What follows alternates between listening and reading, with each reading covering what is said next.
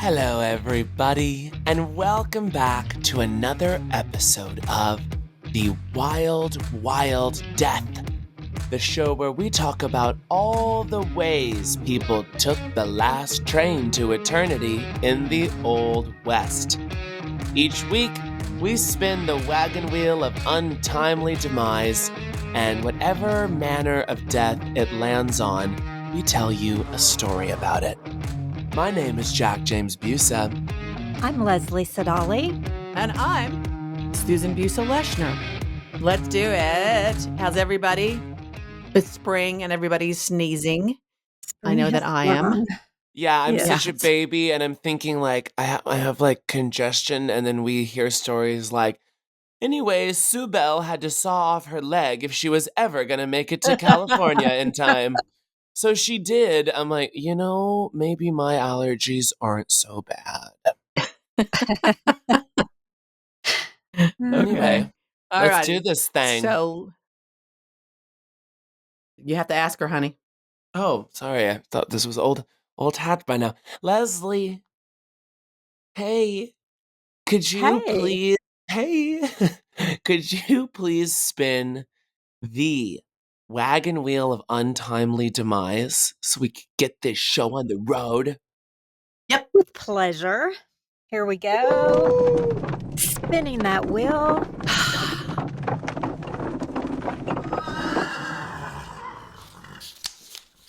Okay. This is a first. Today we have Death by Being Judge Roy Bean. Okay. Well, it just so happens that I have a story about Mr. Bean, and I'm going to tell it to you. So here we go. Fat Leroy Bean Jr. was born around 1825 in the hills of Mason County, Kentucky. The youngest of 5 children in a dirt-poor family, by 16, Roy had left home in search of adventure, following in the footsteps of his older brothers Sam and Josh, who had made their way to the frontiers of Texas and Mexico. And in the process, he became a legend. Whoa. This story is called The Only Law West of the Pecos. Wow. He was named after a famous book called Little Lord Fauntleroy, but they, I guess, didn't know how to spell Fauntleroy, so they named him Fantley Roy. And he was named after his father, who was also named Fantley Roy, which I think is kind of hilarious and adorable at the same time. All right, so this is what Roy did. First, he joined his brother Sam in Chihuahua, who had set up a trading post on the Santa Fe Trail. Now, when Roy joined Sam in business, they called their trading post Bean and Bean, but the story goes that the locals called the place Los Frijoles. That's cuter. That's cute. Things were going pretty well until Roy killed a man in what he claimed was self-defense. Whoa. So, in order to avoid being hanged for murder, Roy fled to the little town of San Diego, California, where his older brother had become mayor. Now, in later life, Roy Bean was a kind of portly, sloppily dressed man with a long beard. But at this point in his life, Roy was quite handsome and women were crazy about him. Really? In 1852, he was a hubba-hubba kind of dude. Yeah. In 1852, he became involved with a local woman, which led to him having a dispute with a Scotsman named John Collins. Now, he was also involved with the same woman. The conflict escalated, and the two men decided to settle it by a duel. And Bean chose the manner of dueling. So instead of walking the usual 10 paces and then turning and firing, Bean suggested that he and Collins shoot at each other while riding on horses. The duel resulted in Collins receiving a wound to his arm, and both men were arrested, charged with assault with intent to murder, and went to jail. Now remember, women really liked Roy Bean, and he would get all these presents and cigars and food and things like that while he was in jail. Now, according to legend, a woman concealed knives hidden in tamales and gave them to Bean while he was in jail. Tamales? Tamales. Inside the tamales was a knife. Oh. Bean used the knives to dig through the cell wall and escaped on April 17th, 1852, and headed to San Gabriel, California. Now, I don't know about the knife in the tamale part, but he did escape jail. I'd be so disappointed when it wasn't a real tamale, but that's just me. Hanging's good, tamale's even better. Mm-hmm. So he went on to San Gabriel, California, and he became involved in another violent episode involving a woman. Okay. So he was courting this woman. I guess she was already promised to somebody else, and they were going to put an end to it, so they kidnapped her and forced her to marry this Mexican officer. And Bean challenged this officer, this newlywed, to a duel and killed him. Bean? So yeah, in retaliation, 6 of this officer's friends captured Bean, tied a noose around his neck, and left him on a horse beneath a tree. So when the horse moved, the rope stretched, but it did not break his neck. This is going to be a long, uncomfortable way to die. But the woman that he'd been having this love affair with was hiding nearby, and she cut him down at the nick of time and saved his life. So romantic. It kind of is. Yeah. I don't know what happened to her after this, but this incident left Bean with a permanent rope burn and a stiff neck for the rest of his life. First no tamales, then a stiff, rough neck. Things aren't going well for Bean. By this time, this is about the time the Civil War had started, and so Roy settled in San Antonio, where he worked as a smuggler for the Confederates. In 1866, he married a young, she's either 16 or 18 in the stories that I've read.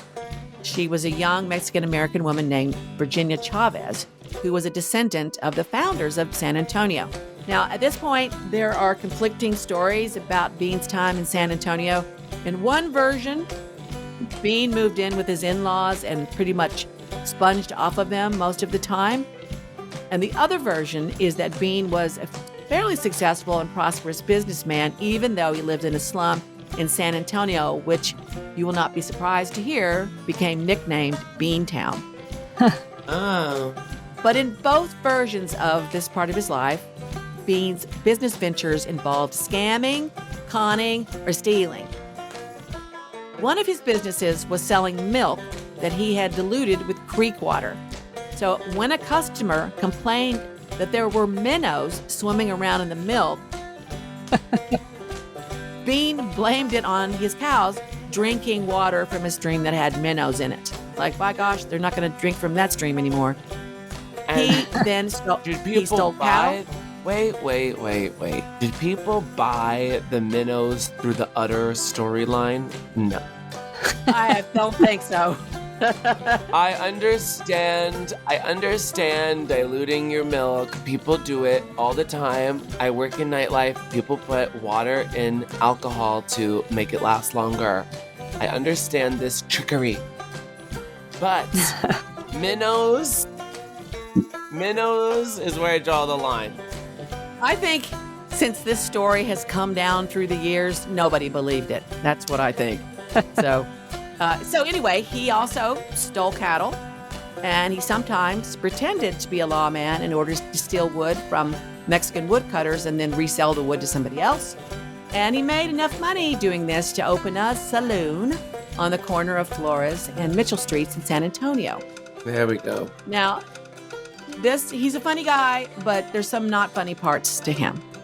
So he and Virginia had 4 children together, but Bean was abusive to Virginia. And at one point, he beat Virginia so badly that she had him arrested. I mean, during a period of time where women were really, somebody's property, this must have been terrible.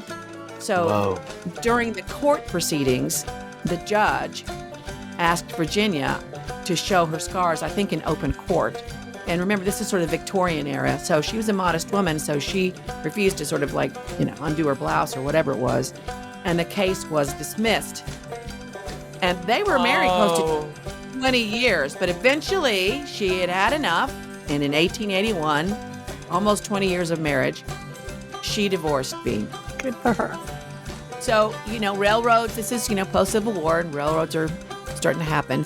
And Bean had heard that the Southern Pacific Railroad was expanding west, so he decided to head that way, figuring that he could probably set up a saloon near the construction camp.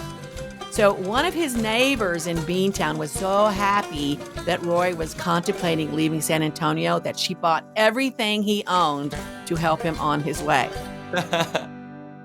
Wow, he's not a popular guy. I guess if you're inside the saloon, he's plenty popular. So anyway, Roy heads west to the Rio Grande frontier.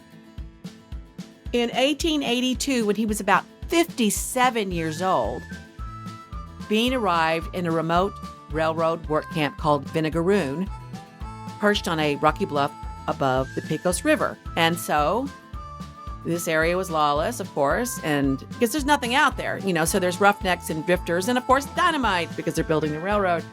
And seeing an opportunity, he set up a tent saloon to serve the railroad workers. And as the closest port was 200 miles away in Fort Stockton, and the area needed a justice of the peace for Precinct 6 of Pecos County, Bean volunteered for the job, and the Texas Rangers were happy to help him get appointed. So with no formal law training and a battered copy of the 1879 Texas Law Code, Roy Bean established himself as a frontier judge. Now, this 1879 law book was the only one Bean would ever use, and whenever he was given a new, updated law book, he would throw it in the fire. Okay. He said society has peaked in 1873. We do not need to improve upon anything. Get this out of my face. I've kind of read this book. I'm not reading any more books. That's why. I understand that, but that's apt. His saloon was the courtroom. Wow. And his juries were made up of whichever customers could buy drinks and were sober enough to still sit up. And his sentences were often improvised. For instance, they were building a bridge in the area because they're doing this railroad, and a structure collapsed, and it caused 10 workers to fall off of him. So he goes out there, looks at him, pronounced all 10 men dead, even though it was pointed out to him that 3 of the men were still alive. But as he didn't want to go out to the location a second time, he stood by his ruling, saying that they were going to die anyway. But these 3 men survived. Another time, somebody found a corpse. It was a dead body, and it had a gun in the pocket. So he fined the corpse $40 for carrying a concealed weapon, which is the exact amount of money found on the body. Lovely. Now, in one version, he kept the $40 for himself. In another version, he uses the $40 to pay for the burial and the headstone for the deceased, but kept the gun that was on the body to use as a gavel. Wow. I just think this is a guy who sat and drank around all day, and then he had to do some law stuff, and it was like, whatever. I think that's really what he was. He wanted to drink and not be told what to do. He wanted to be the law of his own world, and he was. Yeah, no one's going to bother me now. In another case, he acquitted a man who was working on the railroad of killing. This guy was accused of killing a Chinese railroad worker. And what he did was he stated that the law book said there's no mention of any Chinamen in here, so you can be acquitted. But I will say, in Bean's defense-ish, kind of, this fellow had a lot of friends that worked on the railroad, and they were surrounding the building. I think pretty much threatening bodily harm or burning the building down. And Bean that's how he got out of it without anybody getting hurt, except for the Chinese guy. But despite his reputation as a hanging judge, the record tells a different story. So during his nearly 2-decade career as a justice, Roy Bean sentenced only 2 men to hang. One of them escaped, and the other was turned over to the Texas Rangers and hanged elsewhere.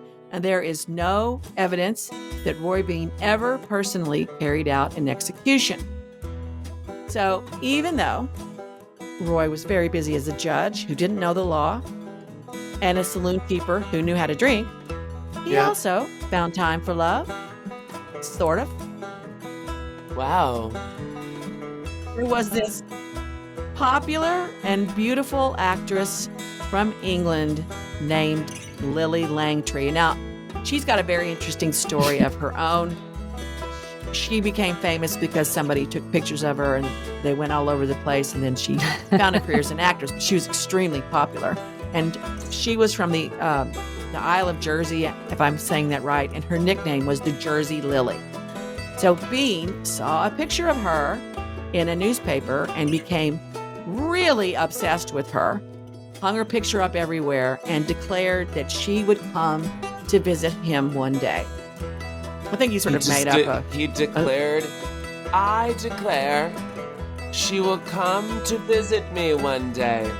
Yeah, we've got that big of a connection. When the railroad moved west, Roy moved with it, this time to a bluff above the Rio Grande. And he built a crude wooden saloon and named it the Jersey Lillie after Lillie Langtry. He put a large sign over the door that said Justice of the Peace, the law west of the Pecos. And though the town was officially named for a railroad engineer named Langtry, the town was already named Langtry, Roy insisted that he himself named it in her honor. And he wrote her letters and fantasized that she would one day visit. So, sidebar, when my sister and I were little girls, my grandfather, my dad's dad, built us what was, I guess, supposed to be like a dollhouse. And he's a really good he was a really good woodworker, and this was very handcrafted. But the house we got to play in was a replica of Judge Roy Bean's saloon, the Jersey Lillie. Really? That's what we got. Yeah. Wow. I was like 8. My sister was like 5 or 6. That's what we got. Holy crap. No way. It looked exactly like it, and you could take the roof off, and inside there was like a bar that you could move around, and little cups and plates and pitchers and so my grandfather gave my sister and I a bar. At the time, I was very kind of baffled by this, but at the same time, I could see, even though everybody was really serious about it, that this was absolutely kind of hilarious that we got this. Yeah, most little girls want a castle on a hill. We got a replica of the law west of the Pecos, Judge Roy Bean's house.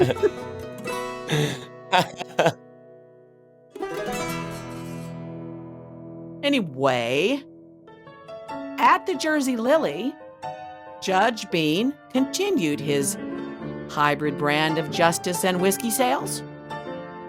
Trials were held around the billiard table, and he did things like grant divorces. So in one thing, 2 couples that were married came in and told him that they wanted to get divorced and marry each other's spouses. So he didn't really have the legal authority to do this, but what the hell. So he charged $40 each for the divorces, and then $10 each couple for the remarrying of them. And of course, he put the money in his pocket.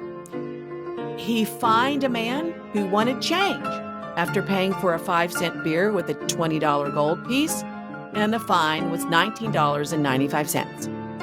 Of course. Oh, so he's kind of like bully-y. Well, here's the thing. The Austin, the state capital government said, we're not getting any fines from you. You're not sending any of the fine money to us. And he said, you're also not paying me. So it sort of all worked out. They didn't do anything after that. Fines that he set were paid in cash, livestock, or drinks for the house. There was no jail, but there was one large oak tree out front, and convicted criminals were sometimes chained to it until they paid their fine. The fines were usually the exact amount of money the accused had on them. And, of course, he kept all the money for himself. And, in fact, Bean fined himself once for selling alcohol on Sunday and paid the fine from the till. That's nice. He was a thief with a gavel.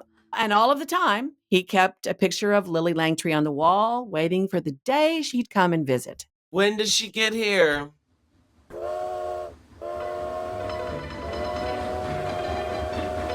On January 4th, 1904. Whoa. Roy Bean's greatest wish finally came true. Oh. They've been building this train all this time, and she used the train to arrive in Langtry, Texas.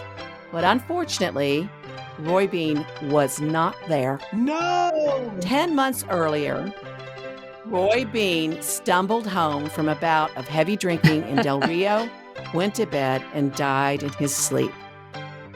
He would have been thrilled to know that she had made a special effort to visit her most loyal fan. She went into the Jersey Lilly, viewed the bar, and saw the billiard table where trials were held. And before she left, the townspeople gave her the revolver that Judge Roy Bean had used as the gavel. That's the way he would have wanted it. This is some white trash hootenanny crap. The coolest thing he did, though, I love that the gavel was the gun. The court was at the billiards table, and I'm in love with the Jersey Lilly. Well, if you wanted to, you could go all the way out to Langtry, Texas to see the Jersey Lilly, because it's still standing. Yeah, we're going to all go get drunk at the Jersey Lilly. Hopefully he doesn't take all the money I have on me. If you'd like to know more about this story, check out the links in our show notes. You can also find us on social media at The Wild Wild Death, or visit our website at thewildwilddeath.com. Thanks for listening. See you next time. Adios, muchachos. The Wild Wild Death is a 2222 media production.